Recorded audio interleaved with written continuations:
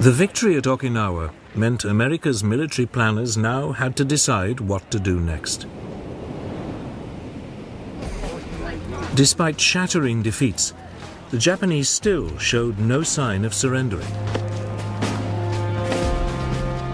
Some US commanders argued for a continuation of the firebombing campaign. But by the summer of 1945, it was clear that bombing alone would never defeat Japan. An invasion seemed unavoidable.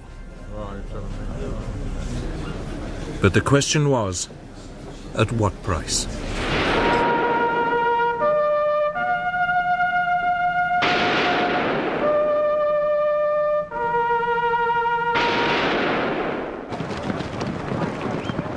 The Japanese had some 1 million men defending the home islands.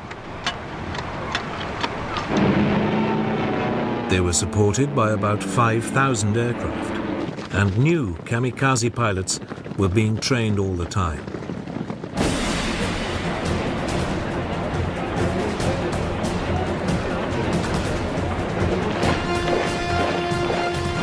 Mass suicide attacks by civilian volunteers could also be expected.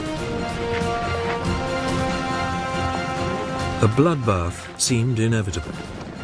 It was estimated that over 250,000 American lives might be lost. Then, in July 1945, the new US President, Harry S. Truman, heard about the results of a top-secret Allied scientific research program. It was called the Manhattan Project. For 3 years, Allied scientists had been working on an atom bomb, a weapon that draws on the vast quantities of energy released when an atom is split. It would have an unimaginable destructive force.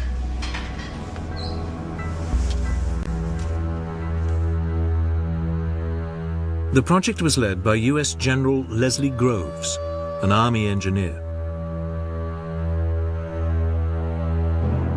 The scientific director was Robert Oppenheimer, a 39-year-old physicist from the University of California. Over a 3-year period, the program had recruited many of the Allies' best scientific brains. 2 radioactive materials seemed to offer most promise as fuels for the new bombs. One was a naturally occurring form of uranium called uranium-235. It was processed at a vast factory at Oak Ridge, Tennessee. The other was plutonium, a man-made material manufactured in primitive nuclear reactors at Hanford in Washington state. The research was coordinated and conducted by a team of scientists at Los Alamos, a specially built laboratory complex in the New Mexico desert.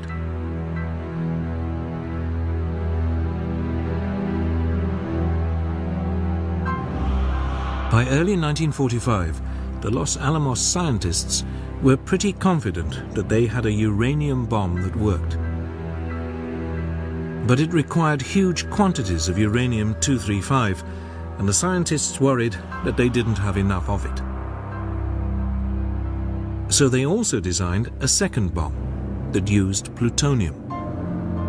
But this, unlike the uranium bomb, was much less well understood, and they weren't sure it would work.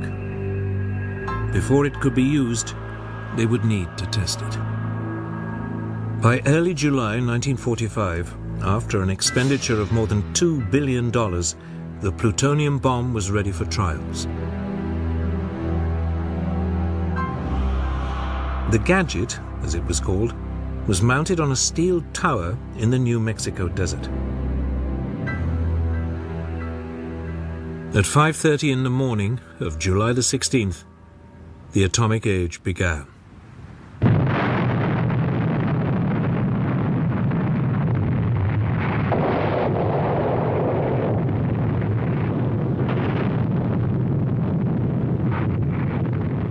News that Operation Trinity had been successful was swiftly passed to President Truman. He had recently arrived at a conference in the Berlin suburb of Potsdam, meeting with Stalin and Churchill, discussing the future of Europe. Truman didn't hesitate. He ordered his commanders to prepare to drop the new bombs on Japan as soon as possible.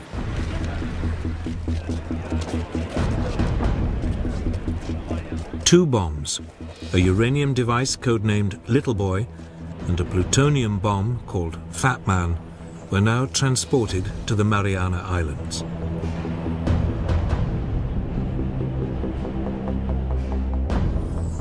There, the immensely experienced Colonel Paul Tibbets, leader of the specially trained 509th Composite Group, prepared his B-29.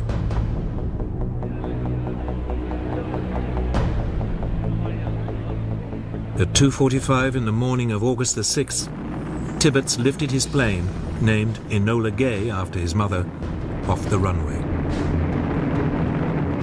On board, he was carrying Little Boy.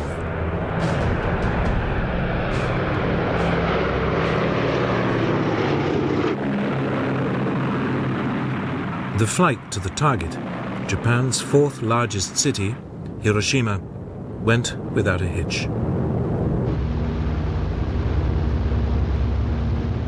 At 8 a.m. on a bright sunny morning, Enola Gay approached the city at 33,000 feet.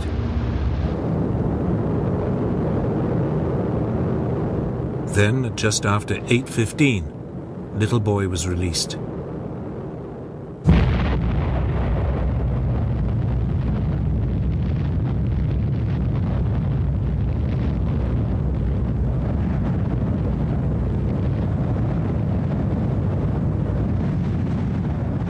The uranium bomb had the power of nearly 13,000 tons of TNT.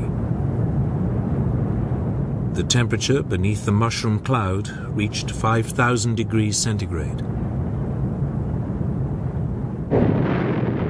Thousands of people were instantly vaporized.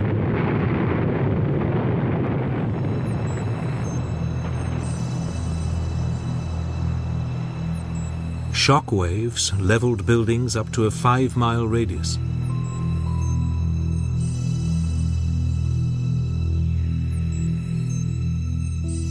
Estimates of the death toll vary hugely. Some put it at 40,000 people, others at 100,000.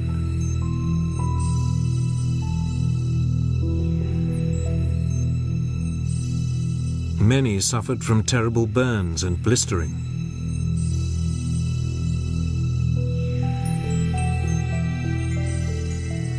Over the course of the following weeks, thousands more people died from radiation poisoning.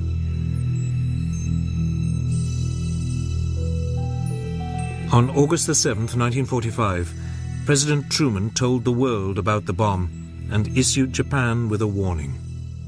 Let there be no mistake. We shall completely destroy Japan's power to make war. They may expect a rain of ruin from the air, the like of which has never been seen on this earth. But no Japanese surrender was received. 2 days later, on August the 9th, Fat Man was dropped on the major military port of Nagasaki.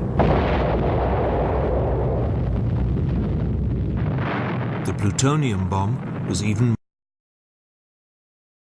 more powerful.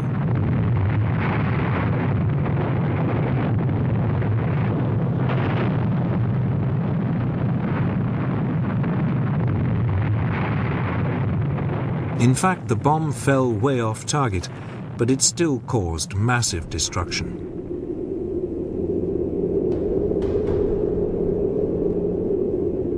Between 35,000 and 50,000 people are estimated to have died in the explosion.